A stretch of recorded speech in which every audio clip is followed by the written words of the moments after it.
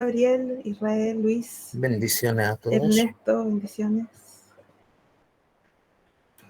Hola Andrés, hola Pastor Carlos, buenas noches. Hola, buenas noches, ¿cómo están todos?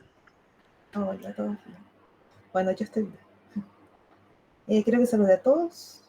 Luis, Ernesto, Moisés, hola. Hola, buenas noches. Vamos a esperar un ratito para ver si se siguen integrando. Hola Valente, buenas noches. ¿Alguien está cantando? ¿Dónde están cantando?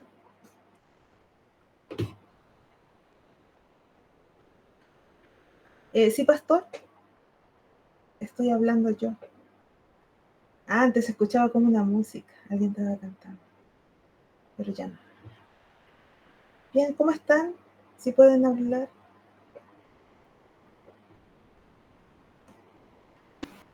Aquí bien, todo bien, con mucho calor. Ah, sí, aquí también en Santiago ha hecho mucho calor. ¿Y cómo van con el libro? Esta segunda parte del tercer capítulo era un poco más corto, lo encontré yo. Era como de lectura más rápida. ¿Cierto? ¿A ustedes se les complicó un poquito? A mí se me hizo un poco más complicado que el capítulo anterior, pero Muchos sí, datos a lo mejor. sí puede ser. Pero, o sea, en realidad yo leí todo el capítulo 3 la semana pasada. Entonces quizás por lo que lo leí todo de una, se me hizo un poco más pesado, porque lo leí en un mismo día. Claro.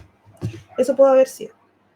Y también lo que sí da bastante información. Tal vez eso también complica un poquito cuando es mucho dato. Y también muchos nombres similares. Habla como de tres Santiago, el hermano de Juan, el hermano de Jesús. También puede haber sido un poco por eso. ¿Y los demás? ¿Cómo estuvo su lectura? También. ¿Alguna parte que encontraron alguna herejía? ¿Muy liberal? ¿Algunas cosas?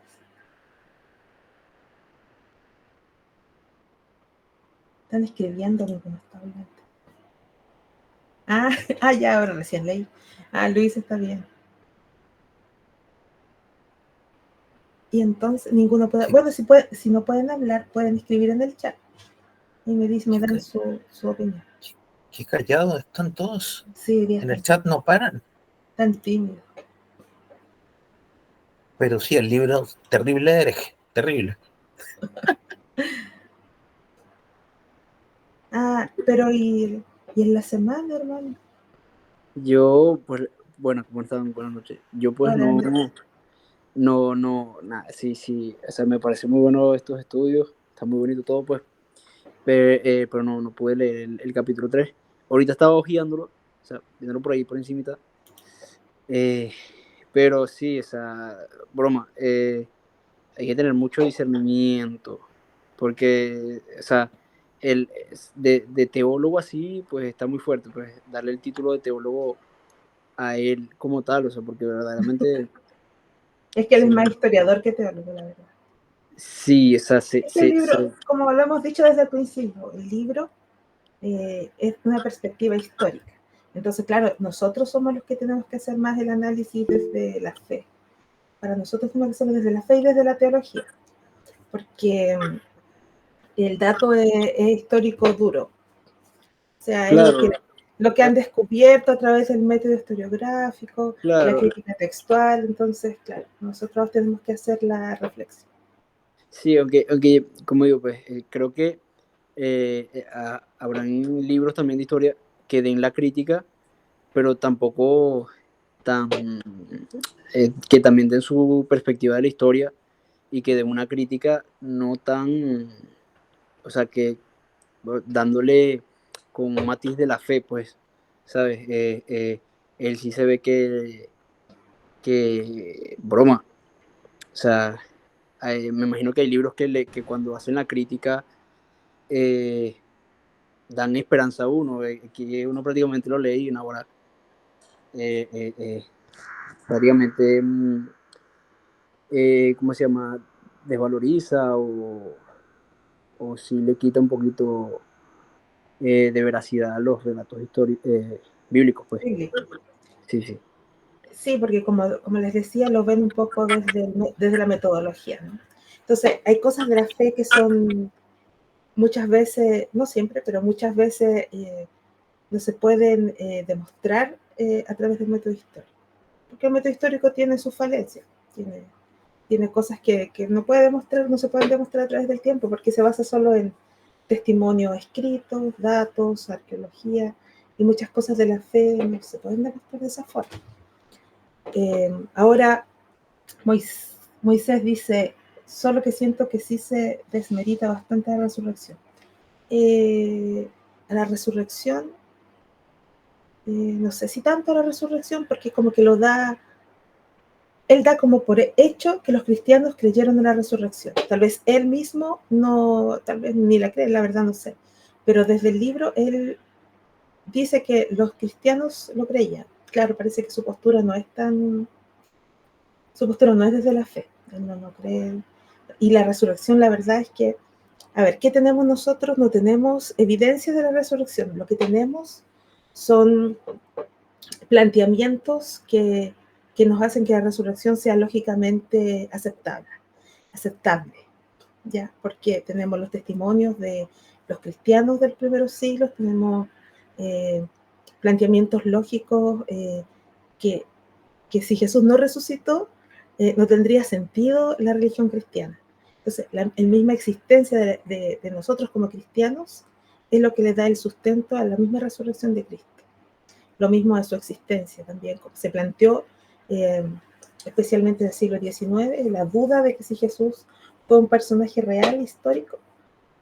Esa duda se resuelve ya en la tercera búsqueda desde un punto de vista histórico, porque desde la fe, desde la teología nunca estuvo en duda, pero desde planteamientos más liberales, claro, pero hoy se comprende mejor la existencia de Jesús gracias al cristianismo, especialmente el Nuevo Testamento, porque no es posible que una religión se haya extendido tanto, una fe se haya extendido tanto a través de la historia y a través del mundo, si realmente Jesús no hubiese existido o si Jesús no hubiese resucitado.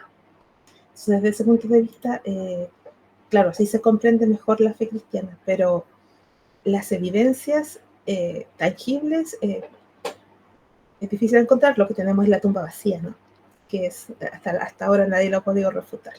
No existe el cuerpo de Jesús, no existió un cuerpo, así que esa es nuestra mayor evidencia, pero evidencias históricas como tales, claro, el historiador se plantea desde el escepticismo. Entonces el libro sí puede que tenga esa connotación. Lo que pasa es que yo tengo como otra forma de asimilar el libro, pero está bien que lo planteemos así, que lo conversemos, como lo hemos visto. ¿Alguien más tiene algún comentario antes de empezar? Yo. Sí, Gabriel, dime. Bueno, en lo personal, el libro yo sentí, es básicamente el método que utiliza es netamente histórico-crítico. Entonces, si uno lo ve desde esa perspectiva, vas a encontrar cosas con las que quizás hay ciertos planteamientos del autor que no son lógicamente correctos, hay otros que sí. Aunque sabemos que es un buen historiador, quizás no sea un buen teólogo. Lo mismo que Ireneo. Era un gran apologista, pero un pésimo teólogo, porque ¿Por qué? en una parte, él en su libro menciona acerca de, ¿cómo se llama?, de Pedro y Pablo, ¿no? De que ellos fundaron la iglesia de Roma, ¿no? Lo cual, Bueno.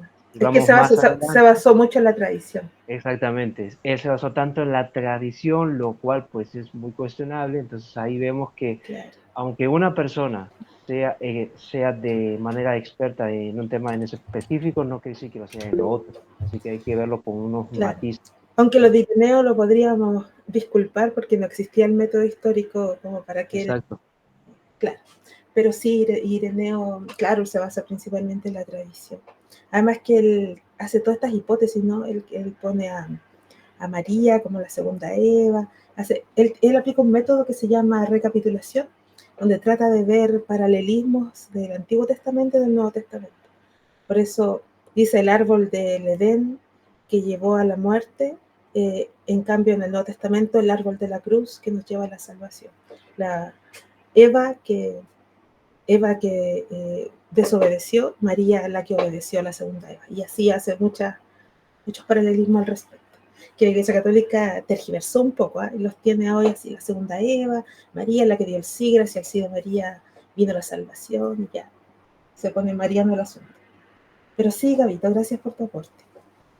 Bueno, sí, yo sé que el libro crea ciertos conflictos, pero a la vez creo que es interesante que nosotros podamos enfrentarlo, porque nos vamos a enfrentar siempre con textos similares si queremos seguir estudiando esto y no solamente reducirlo a nuestro espacio iglesia, ¿no? Israel, dime. Sí, si me permites un comentario, que bueno, ya llevamos que como 3, 4 clases y como que seguimos hablando de el historiador y que las cosas del libro, que a lo mejor no que son media herejes o media incrédulas. Chicos, superémoslo. Ya superémoslo. O sea, el libro es así, el historiador es así, y yo creo que no tenemos que tener miedo de lo que vaya a decir él. Si tenemos nuestra fe bien puesta en Cristo, simplemente hay que seguir adelante, leer, intentar investigar más. Y, o sea, la Biblia no es un libro que no se pueda poner a prueba o intentar verificar. Entonces, yo creo que tenemos que tener una actitud un poco más como de, ok, acepto el desafío. ¿Qué tienes para mí? Sí, está bien. Y simplemente leer, intentar aprender, sacar lo bueno, el resto desecharlo, pero ya superemos esto porque creo que estamos perdiendo No, incluso pero sabes tiempo. que pero yo encuentro que está bien que clase a clase nos replanteemos, porque siempre está diciendo cosas distintas. Entonces, Sí, a veces para algunos hermanos les cuesta asimilar que hay gente que se dice cristiana y diga estas cosas, ¿no? Pero el ajá, mundo cristiano es súper variado. Pero sí, también tienes razón tú de que ya tenemos que asumir que el autor es así y que más adelante va a seguir hablando así.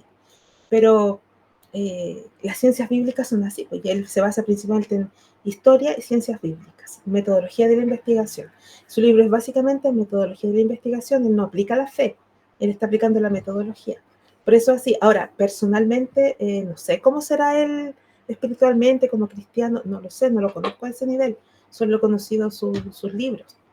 Pero él nunca se declaró ateo, nunca se declaró agnóstico, él siempre fue cristiano, con una perspectiva tal vez un poco, con unos tintes de escepticismo a lo mejor en algunas cosas, pero él no es ateo. Entonces también tenemos que pensar en eso. O sea, todo lo que él estudió no lo llevó a negar la fe, sino que tal vez tiene sus aprensiones con algunas cosas, o tomó una perspectiva más liberal, pero él siguió su cristianismo, ¿no? Y nosotros lo estamos tomando como estudio histórico. Para saber, yo pienso que estudiar esto nos sirve mucho, sobre todo si a los que les gusta más la apologética, porque nos da muchas herramientas para nosotros cómo enfrentar estos cuestionamientos que nos dan hacia nuestra fe, como protestantes, como cristianos, y sobre todo frente tanto al ateísmo como al cristianismo, al catolicismo, perdón, al papismo, ¿no? Porque ya hemos visto que el cristianismo no surge con Pedro, ni Jesús plantó una sola iglesia, sino que la comunidad cristiana se esparció por muchos lugares, ¿cierto? Así empieza el libro, de hecho. Entonces, todas esas tesis, esas posturas que tienen se derrumban cuando nosotros estamos estudiando, aun cuando la iglesia se unifica a finales, ¿cierto? Porque comienzan toda esta construcción teológica, con los concilios, cuando la iglesia logra una cierta unidad doctrinal. Y bueno, la iglesia de Roma más adelante empezó a confiar tanto en el concilio y tanto que se empezó a mezclar con lo político, ¿cierto? Con lo social, que ahí vuelve a esta desviación que se vuelve más imperialista, ¿no? Más política que espiritual. Pero en eso va. Bien, vamos a comenzar entonces. Nos quedan 40 minutos. Vamos entonces. Vamos a compartir la diapositiva. Valente, sí. Antes de que me vaya a la pantalla, dígame. No. Estoy calando mi aplicación. No, para nada. Adelante. Ah, ya, es que dice, levanta la mano. Baje la mano entonces. No sé cómo se hace esto. Estoy aprendiendo. Ah, está bien, ya sé que no estás pidiendo la palabra. Bien. Capítulo 3, entonces, segunda parte.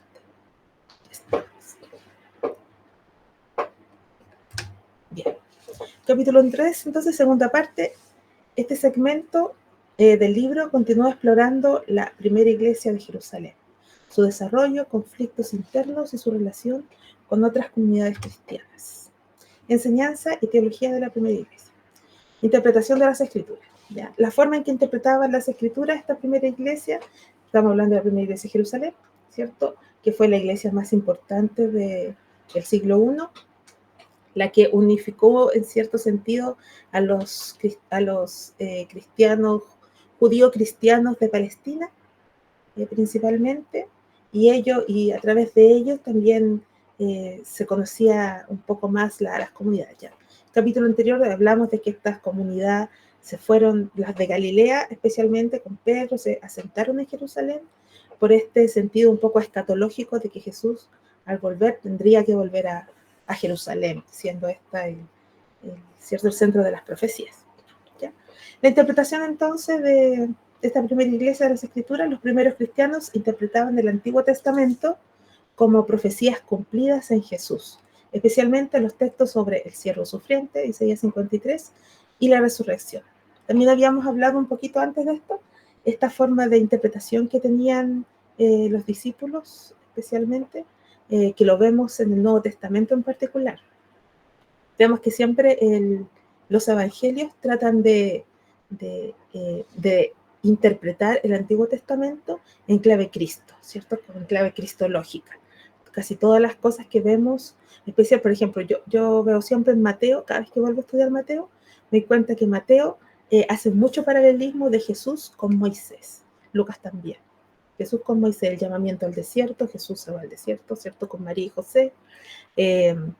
Jesús también es visitado por estos magos del Oriente, así como en el Antiguo Testamento, Salomón fue visitado por la reina de Saba del Oriente. Estas señales también que hubieron tienen todo como mucha relación con el Antiguo Testamento y es como si los evangelistas vieran la nueva luz en el Antiguo Testamento y descubren a Cristo en el Nuevo Testamento. Es lo que Jesús les dice a los fariseos, ¿no?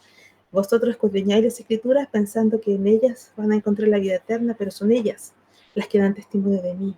O sea, Jesús le está diciendo ahí a los fariseos que no, ellos estudian, pero no ven a Jesús en las Escrituras porque están ciegos todavía. En cambio, los escritores de los evangelios tienen esta luz, ¿no? Y descubren a Jesús en el Antiguo Testamento, en las Escrituras, escudriñando, descubren a Jesús. Y así es como la interpretación de la Escritura es esencialmente en clave cristológica.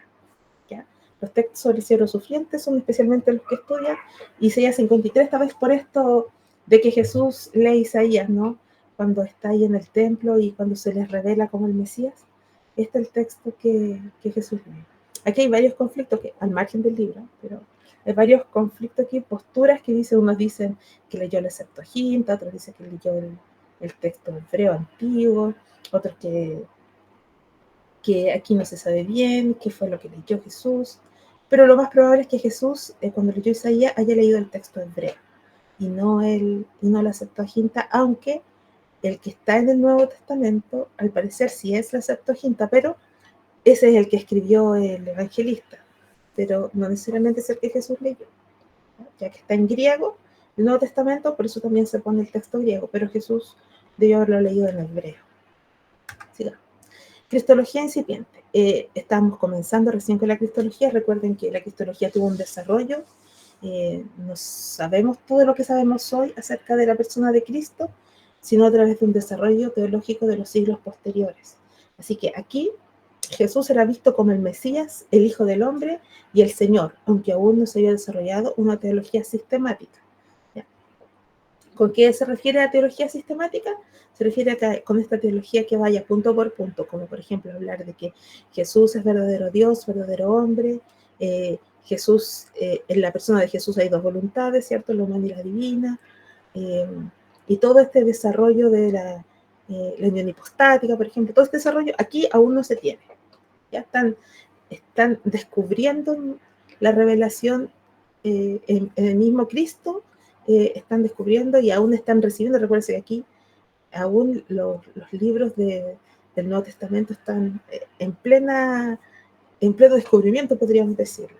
Ya están recién entregando, compartiendo entre las comunidades, así que esto es lo que se conoce acerca de Jesús, esta cristología, como el Mesías, que eso es lo principal para el desarrollo del evangelismo dentro del imperio y dentro de las comunidades cristianas. Recuerden que estamos en 3 continentes abarcando el cristianismo ya en este periodo, que este es de lo que hemos leído hasta ahora aproximadamente hasta el año 70, 44 con la persecución, pero aquí este es el desarrollo, el Hijo del Hombre, Jesús como el Hijo del Hombre, y esto tiene una relación muy escatológica, porque se relaciona mucho con los escritos de Daniel. En Daniel también se habla del Hijo del Hombre, ¿ya? Y del Señor, por supuesto que esto del Señor es como la defensa de la fe que tenían los cristianos. De hecho, pues se fijan ustedes que en la Biblia dice que solamente aquel que es hijo de Dios, que tiene el Espíritu de Dios, puede llamar a Jesús Señor. Ya, eso tenía mucho que ver con lo que ellos estaban enfrentando como cristianos frente al Imperio Romano. El único señor o el dueño de ellos era el César. Reconocer a Jesús como el Señor significaba una renuncia al César y una aceptación solo a Cristo, que les podría llevar a la muerte. Recibir a Jesús como Señor, aceptarlo, para nosotros ahora puede ser simple, pero en el momento en que se dio esto era muy difícil, porque significaba muchas veces la muerte. ¿Ya? Aunque aún no se había desarrollado la teología sistemática, no había un proceso teológico como tal. Moral y ética. La enseñanza moral se basaba en la interpretación de la ley mosaica según las enseñanzas de Jesús. Recuerden que Jesús le dio esta, yo no diría reinterpretación, pero sí como esta nueva luz a la ley, ¿cierto? Sacó un poco estos excesos que traían los fariseos, los saduceos en relación a la ley, estas cargas que habían añadido, y Jesús le da este frescor nuevo a la ley. Y esto también lo toma la Iglesia desde el punto de vista moral. Ahora, yo diría que incluso se amplía un poco, porque cuando Jesús dice que se cumple la ley, ¿cierto? Amando a Dios y amando al prójimo, eso es como una ampliación incluso de la ley. Porque ya no es solamente, por ejemplo, cuando Jesús dice, aquel que mira a una mujer y la codicia en su corazón, ya adulteró con ella en su corazón. En cambio, la ley no dice eso, dice si codicias la mujer de tu prójimo, pero ya eso tiene que ser ya bajo el acto mismo de adulterio o de fornicación. Ahí viene la sanción de la ley, pero Jesús va más allá, dice que ya desde el corazón ya adulteró. Lo mismo aquel que desea en su corazón mal a su hermano, dice que ya se convierte en homicida, porque ya le deseó el mal a su prójimo. La ley no, pues la ley se aplica cuando alguien tangible y literalmente mata a alguien, pero Jesús lo profundiza más porque es mucho más moral que la propia Torá. ¿Ya? Enfatiza el amor a Dios y el amor al prójimo, son los principios básicos de la Iglesia. ¿Vamos a conversar un poquito?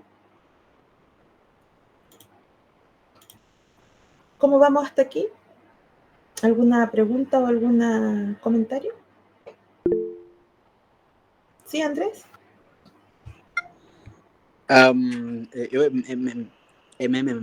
me trabé. Ya. Creo que en la segunda diapositiva que pasaste, ¿sí? De cómo se veía la perspectiva de Jesús, ¿verdad? O sea, que no se había desarrollado el Jesús. La cristología. Eso. Exactamente. ¿En qué punto, o sea, como no se ve, en ese tiempo, no se había desarrollado la sistematización de la Trinidad ontológica, la Trinidad económica, ese tipo de cosas, ¿verdad? Ah, claro. Sí. Pero sí se tiene una perspectiva de la divinidad de Jesús, ¿no? Sí, sí. De hecho, ya el llamarle hijo de Dios significaba esta perspectiva divina ya de Jesús. Claro, y también dicen que había escuchado una vez un cierto teólogo que había hablado con el hermano Pacheco, Edero Pacheco, que decía que la misma referencia de hijo de hombre apuntaba a Daniel y hablaba de como más bien de su divinidad, podría así decirse, pero bueno, no, que me parece todo bien, chévere, va calidad, Muy bien. ¿Alguien más tiene algún comentario? Sí, Israel, dime. Me van a odiar todo, estoy hablando todo el rato. No, que quería decir que a mí me llamó harto la atención lo que hablaba del asunto del título de Señor, porque en definitiva si uno se pone a mirar lo que pasó, por ejemplo, con los cristianos que fueron asesinados en el Coliseo y bueno, a través de la historia que básicamente claro, que eh, se les pedía básicamente que renunciaran a Cristo como Señor y que ninguno estaba dispuesto a hacerlo. A mí me parece que es una prueba histórica bastante fuerte de que efectivamente él era el Curios. O sea, Señor. si, si, si, si estaban tan convencidos como para llegar a la muerte, me parece que es una prueba bastante fuerte de que no puede ser un engaño, en especial si es que uno se pone a pensar Dispuestos a que, morir, ¿no? ajá, y en especial si uno se pone a pensar que en el mismo tiempo más cercano a la muerte de Cristo ya había personas que estaban dispuestas a llegar a esas consecuencias. No creo que todo haya sido por un engaño, o sea, nadie quiere morir por un engaño. Claro, o a lo más, tal vez su círculo más cercano, los 12 de pronto, pero Claro, estamos hablando de miles de personas, ¿no? Ya eran alrededor de 200.000, ¿no? A mediados del siglo I, así que era demasiada gente.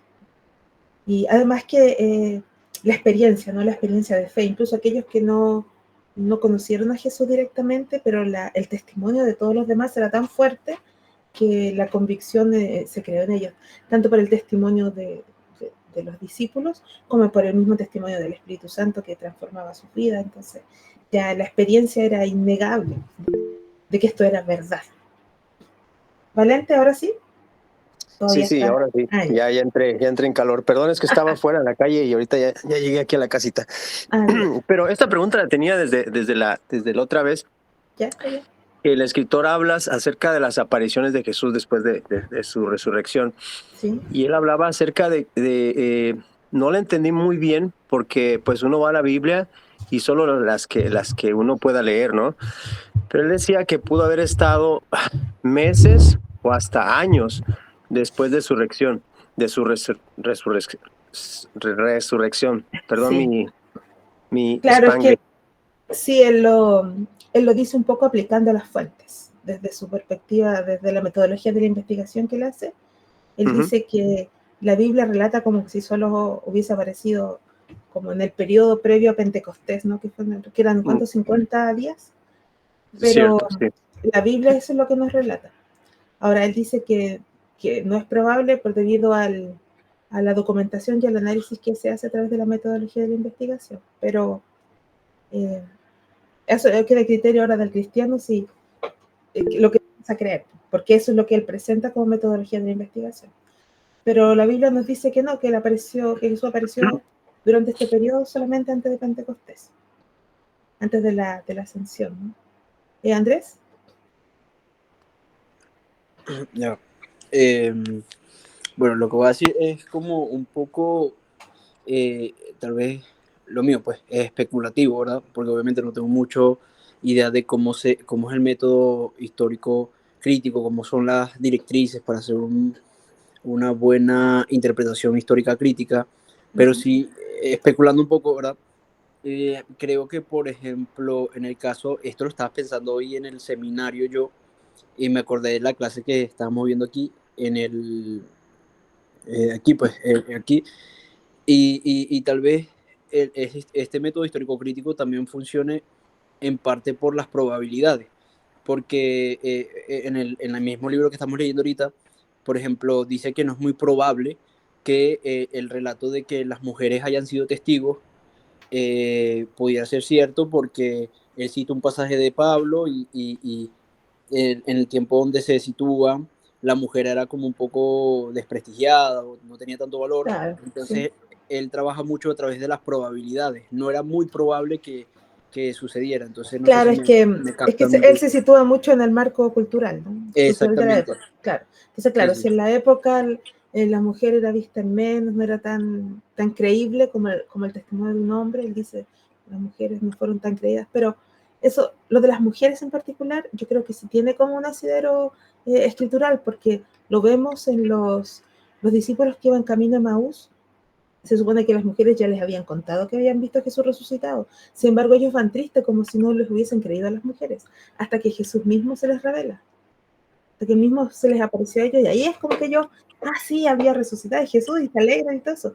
Pero ellos decían, las mujeres dijeron, así dicen, no, las mujeres dijeron que lo habían visto, que habían visto a los ángeles, pero no muy convencidos. Entonces, en ese sentido, tiene un poco más de sentido ese planteamiento del autor. Ahora, lo que decía Valente en relación a las apariciones que pasó, que estuvo por mucho tiempo, al parecer eso él lo interpreta desde los testimonios que se encuentran, por el periodo de tiempo que hay entre el escrito, o sea, desde el momento en que ocurrió hasta que fue escrito, o que fue escrito por otros, o la tradición, lo que trae la tradición que quedó escrita, porque ahora realmente ya no tenemos nada, pero de lo que quedó escrito, que fue originalmente una tradición oral, por eso él hace estos cálculos, ¿no?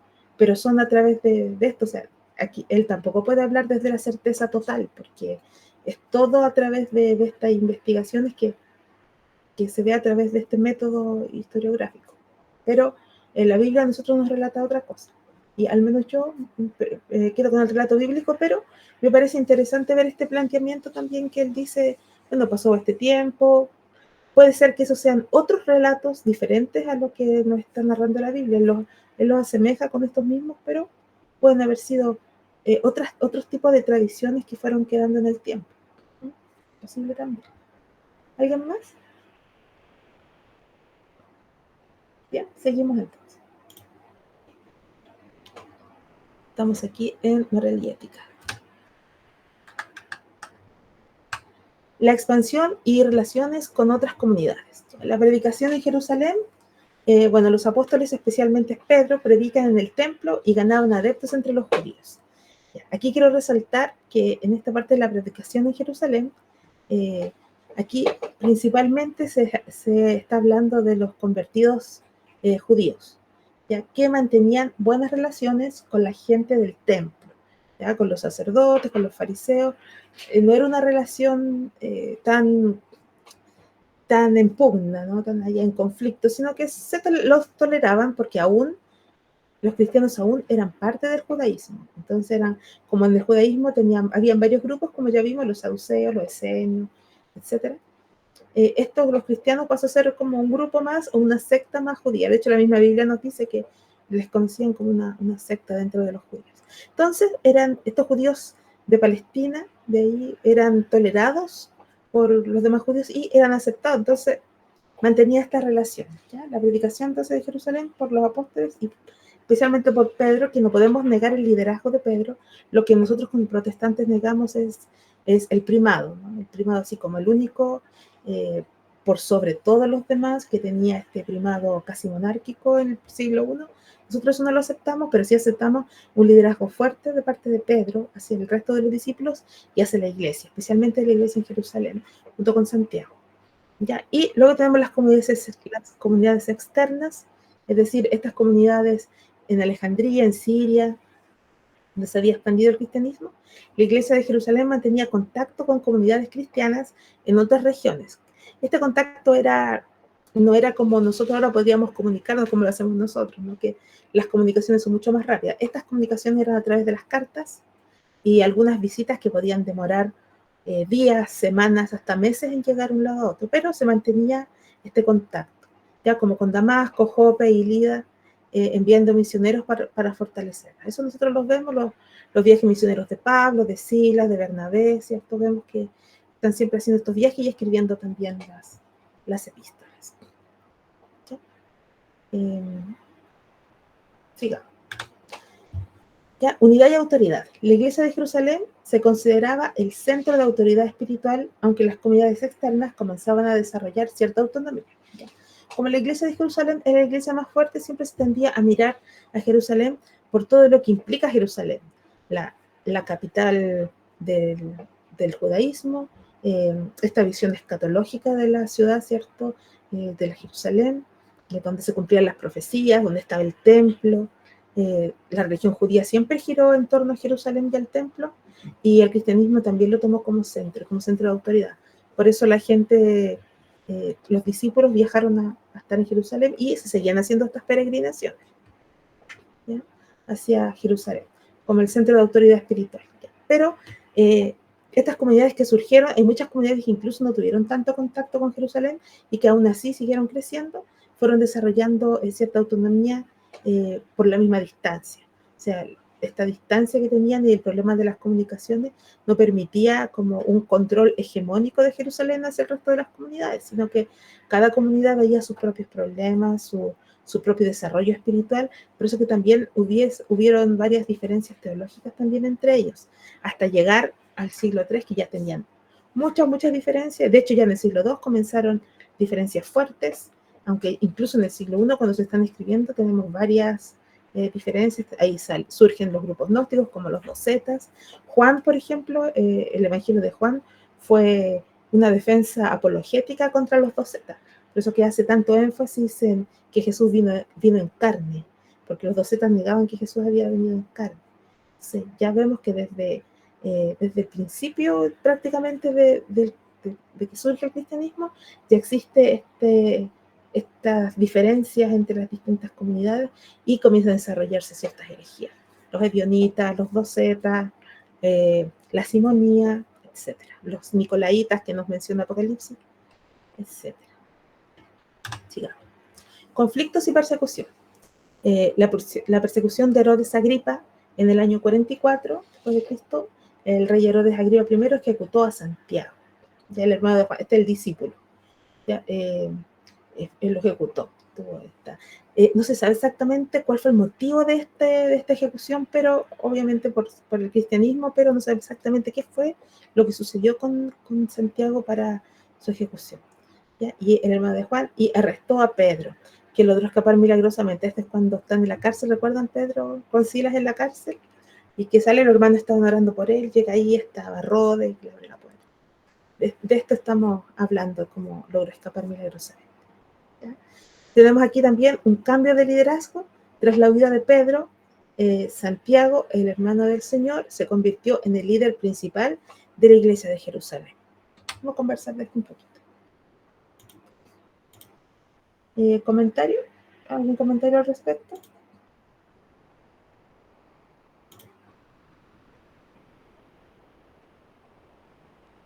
¿Sí? ¿Vamos bien? ¿Israel? Sí, y otra vez. Está bien, no, es la idea. no solamente decir que, bueno, a mí me quedó claro que Pedro pesaba menos que un paquete de cabritas y me quedó dando vueltas lo que estaban comentando hace un rato de las probabilidades, que estaba pensando que quizás sea bueno no pensar en las probabilidades como una negación, o sea, no significa necesariamente imposibilidad, porque como decían, el autor está hablando de cosas culturales, históricas, y Claro. si yo trato de poner eso como en un contexto actual, por ejemplo, se me ocurre que, no sé, es muy improbable que un chileno adopte dentro de su dieta, con respeto a los venezolanos y a los colombianos, pero es muy difícil que adopte la arepa, no lo va a hacer. Reconoce que no te gusta la arepa. No me gusta. Pero Pero de aquí, qué sé yo, a unos 50 años más, cuando haya mucho más inmigrantes acá en Chile, sí es mucho más probable que la adopten. O sea, Claro. no es una imposibilidad y actualmente Claro, debe porque también muchos chilenos van a ser hijos de inmigrantes. Ajá. Y actualmente debe haber también algún chileno por allí que deberían quitarle la nacionalidad y que sí, sí le gusta la arepa. Eso. Claro, sí, el factor cultural hay que considerarlo también. De hecho, es imprescindible considerarlo cuando estamos estudiando tanto la Biblia como la historia misma. Siempre el marco cultural es relevante. Ah, ya, dice Gabito que él ama a los pequeños bien. Ya tiene un porcentaje de venezolanos. Bien, lo que yo quería que conversáramos un poquito es acerca de esta postura de Santiago que la iglesia ha tendido, la iglesia, hablando de la iglesia tradicional, ¿no? Del catolicismo romano, a través de los siglos, negó por el primado de Pedro, que negó la autoridad y el liderazgo de Santiago. Lo niega principalmente por dos motivos. Uno, porque era hermano de Jesús. Y aunque ellos dicen, ¿no?, que ese hermano, como lo dice, con Jerónimo surgió esto de que los hermanos eran primos o parientes, ¿ya? Porque Jerónimo era muy mariano, muy mariano, y él comenzó con esto de decir, aunque sí es cierto, de que en ocasiones se utiliza el mismo término para hermanos que para parientes, pero sin embargo cuando se habla de Jesús, simplemente se niega, o sea, nunca relacionado con Jesús, nunca es hermano, siempre es pariente, y eso es muy antojadizo, porque si bien se puede usar el término tanto para hermano como para pariente, ¿por qué solo en Jesús se le aplica que son parientes? Bueno, en relación a Santiago, hermano de Jesús, y sabemos que realmente no era más que pariente, que era hermano directo, porque el judaísmo le dan, los judíos cristianos le dan esta autoridad a Santiago justamente por el linaje. Entonces se le reconoce a él como líder, tanto por su autoridad espiritual como por su autoridad sanguínea. Esta línea de linaje que es muy típica de los pueblos semíticos, especialmente del judaísmo, de seguir esta línea de sucesión, ¿cierto? De sucesión como fue con los reyes, como fue con los sacerdotes. Lo mismo en este caso querían hacer con la familia de Jesús. Por eso a veces los evangelios cuentan de que su familia no lo reconocía. Sin embargo, una vez que se convirtió Santiago, al parecer toda su familia, el resto de su familia también, porque Santiago tiene que haber sido el hermano que seguía después de Jesús. No puede haber sido uno menor, sino tendría que haber sido el que seguía de Jesús para que haya sido él el que llegó a liderar. El libro nos cuenta que también hubieron otros hermanos. Judas habla que también fue hermano de Jesús, que también fue parte importante de la iglesia a la muerte de Santiago. Así que el liderazgo de Santiago echa por tierra el primado jurisdiccional de Pedro, ¿no? Y desde el punto de vista católico romano. Lo echaría por tierra porque lo vemos en el Concilio de Jerusalén, lo vemos a través de las menciones que hace Pablo en sus epístolas. No se menciona a alguien por nombre y por parentesco, por nada, o solamente por mencionarlo. Pablo nos deja claro que era Santiago, el hermano de Jesús, y es a él a quien se dirige, que existía esta pugna, ¿no? Por Santiago ser más judío y tener esta visión como de mantener el cristianismo atado un poco al judaísmo, como se ve en el Concilio de Jerusalén, pero luego Santiago, como lo vemos que preside el concilio, vemos que también él como que le da cierta cabida también a los gentiles, ¿ya? Junto con Pedro, que también está ahí en el concilio, pero no lo está presidiendo. Él está un poco subordinado a Santiago. De hecho, como el libro nos relata, y nosotros lo vemos también en el libro de Hechos, que Pedro pierde un poco este liderazgo luego de ser tomado prisionero, y cuando tiene que huir, pierde este liderazgo que lo asume totalmente Santiago, ¿ya? Así que, no, Santiago no era apóstol, Moisés. Era hermano de Jesús, no es uno de los 12. ¿Ya? Él creyó en Jesús, fue considerado como discípulo, pero no apóstol. Los otros dos apóstoles que se llamaron Santiago, Jacobo y Santiago el menor, esos eran los discípulos. Fue el que mató Herodes Agripa, Ese sí fue apóstol. ¿Alguien más? ¿Algún comentario, pregunta? Gabriel, dígame. Justo que se mencionó acerca de Santiago, ¿Sí? me parece muy determinante, ¿no? Que a Santiago se le coloca como el líder de la iglesia en Jerusalén. Sí. Y que obviamente leí también un poquito acerca de eso, de que Pedro y Juan han tenido un papel relevante, pero en ningún momento se menciona que Pedro fue un gran jerarca, ¿no? Como el papismo dice. Claro, no era el papa. De hecho, en el libro te fijaste que hablan de Santiago más bien como papa, como un tipo de papa. Sí, exactamente. Entonces, Pedro, lo único que el autor dice es que, bueno, según la tradición oral, entre comillas, ¿no? Decía que, bueno, que él era el primer papa, bueno, eso. Da ese detalle en específico, obviamente. Pero en sí, lo que más se predomina es la figura de Santiago, lo cual ya dice algo contundente acerca del papismo. Sí. Sí, es que el papismo fue una intención para mantener ahí el poder político, más que nada. Ya nos quedan poquitos minutos, así que vamos terminando.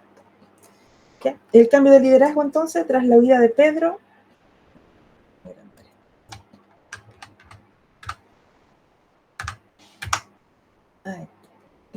Tras la huida de Pedro, Santiago, el hermano del Señor, se convirtió entonces en el líder principal de la iglesia de Jerusalén. La figura de Santiago, es lo que ya hemos conversado. Liderazgo dinástico, ¿cierto? Por ser de la dinastía de Jesús, visto desde esta perspectiva. Santiago, como pariente de Jesús, representaba una autoridad basada en su relación familiar con el fundador del movimiento, es decir, con Jesús. Yo les contaba un poco que esto se refleja, había un reflejo en los evangelios cuando llega su madre y sus hermanos, y porque ya existía en el tiempo que fue escrito el evangelio este conflicto entre los discípulos y los seguidores de Santiago. Por eso que está esto aquí de, están tu madre y tus hermanos, y Jesús dice, ¿no? Y eso, por eso lo recuerda especialmente el escritor del evangelio, recuerda estas palabras de Jesús como para que recuerden los seguidores de Santiago que para Jesús era más importante el parentesco espiritual que el sanguíneo. ¿Sí? Enfoque judeo-cristiano, bajo su liderazgo, la iglesia de Jerusalén mantuvo una fuerte identidad judía, enfatizando la obediencia de la ley mosaica. Esto bajo Santiago.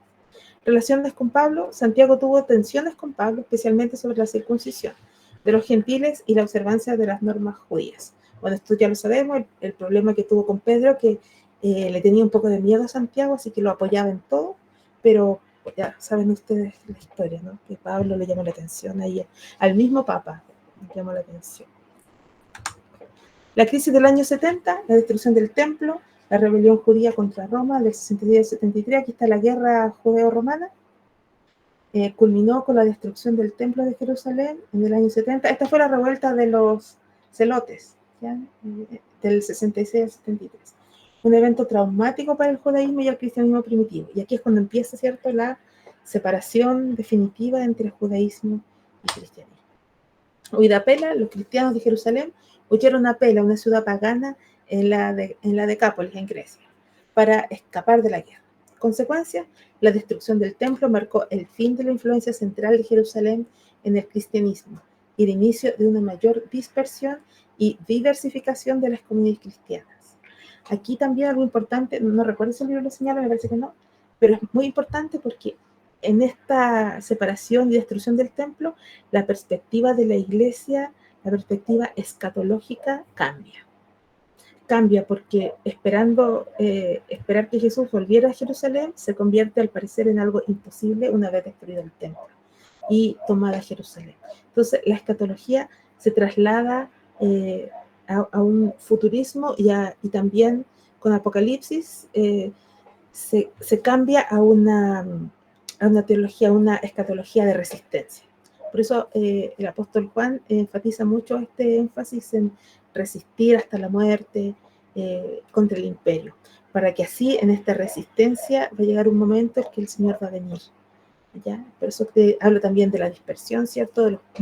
De de la sangre de los mártires, y nos da toda esta narrativa apocalíptica del fin de los tiempos, con otra perspectiva distinta a la que había tenido hasta ese momento los cristianos debido a la destrucción del templo. Conclusión. La transición hacia la gran iglesia. Después del año 70 después de Cristo, el cristianismo comenzó a consolidarse como una religión separada del judaísmo, con un enfoque más universal y menos centrado en las tradiciones judías. Legado de la Iglesia de Jerusalén, a pesar de su declive, la Iglesia de Jerusalén sentó las bases para la expansión del cristianismo y la formación de la gran iglesia en los siglos siguientes, de la Iglesia imperial. Para finalizar, este segmento del libro describe cómo la primera iglesia de Jerusalén evolucionó desde una comunidad judía centrada en el templo hasta un movimiento más amplio y diverso. A pesar de las persecuciones y la destrucción del templo, el cristianismo primitivo logró sobrevivir y expandirse, sentando las bases para su consolidación como una religión universal. Terminado. Bien. Hasta aquí entonces lo que... Gabriel, habías levantado la mano. Sí, dime. Gabriel y después Valente. O no, Valente, te equivocaste. Ya, Gabriel. No, se me escapó el coso. Valente entonces, ¿Valente? Sí, rapidito. A ver si voy a tratar de formular la pregunta y perdonen la ignorancia, pero me quedé en la parte donde, Santiago, la familia de Jesús, la iglesia de Jerusalén, y es que esta es la parte donde no sé cómo formular la pregunta. No me vayan a apedrear, por favor. No, estamos aquí para aprender todo. La línea de tiempo de los familiares ¿De Jesús? Sí, porque me quedé con esa curiosidad de dónde llegaron, dónde pararon y cómo terminaron la familia de Jesús, porque fueron los que estuvieron a cargo de la iglesia de Jerusalén, ¿cierto? Claro. Y ellos, ¿hay algún registro donde haya otros lados que digan que tuvieron algunos ministerios como pastores o maestros durante aquellos años? Sí, tenemos algunos registros paralelos de otros registros cristianos y también de la Biblia. La Biblia nos habla de hermanos de Jesús como Judas y Santiago, ¿ya? Y la historia nos habla de Santiago principalmente, que fue el más destacado, y nos habla de que a la muerte de Santiago, esta iglesia que fue dispersada de Jerusalén debido a la destrucción del templo, sería liderada por Judas y posteriormente otro pariente de Jesús, no recuerdo el nombre en este momento, pero que también estaba de la misma línea, después de Judas. Ahora, la familia de Jesús eran de Nazaret, pero todos fueron asentados después en Galilea y seguramente viajaron junto con todos estos discípulos que eran de Galilea a Jerusalén. Y es ahí donde se levanta Santiago, que viajaría con este mismo grupo de creyentes junto con Pedro y la iglesia, que recuerdas que hacían una comunidad que tenían todas las cosas en común. Con esta iglesia también viajarían los hermanos de Jesús que ya se habrían convertido al cristianismo. Se supone que después de la resurrección de Jesús ellos creyeron. Y en este tiempo Santiago debe haber sido muy joven, pero ya después que se asentaron en Jerusalén de este viaje, él ya era un hombre adulto. Y ahí él tomó el liderazgo. Y ellos además de tener esta como herencia dinástica de Jesús por el linaje, ellos también recuerdan que venían de una familia sacerdotal, así que tenían también el reconocimiento judío por eso, porque tenían este parentesco. ¿Recuerdas que eran parientes de Juan el Bautista y que su padre había sido sumo sacerdote? Entonces tenían también ellos este reconocimiento dentro del judaísmo, lo tenían, así que, y más aún siendo familiar directo de Jesús. Entonces los judíos le reconocían a él la herencia, digamos, de esta autoridad al haber muerto Jesús. Él, el que quedó en la tierra, tiene que haber seguido su hermano, a diferencia de lo que creían los apóstoles, que eran ellos, porque ellos habían sido encomendados directamente por Jesús. ¿Sí? Voy a buscarte algún libro donde nos hable más exactamente de los hermanos de Jesús, ya te lo voy a dejar ahí en el grupo. ¿Ya? Ok, gracias. Bueno, hermanos, estamos terminando, nos quedan como 5 minutos. Así que, bueno, que el Señor les bendiga. Gracias por participar. Cada vez somos menos 100. Ahora somos 11. Empezamos como 15. Pero suele suceder así en los grupos. Empiezan harto bien entusiasmados y después van quedando pocos. ¿Alguien más en estos últimos minutitos antes de irnos que quisiera decirnos algo?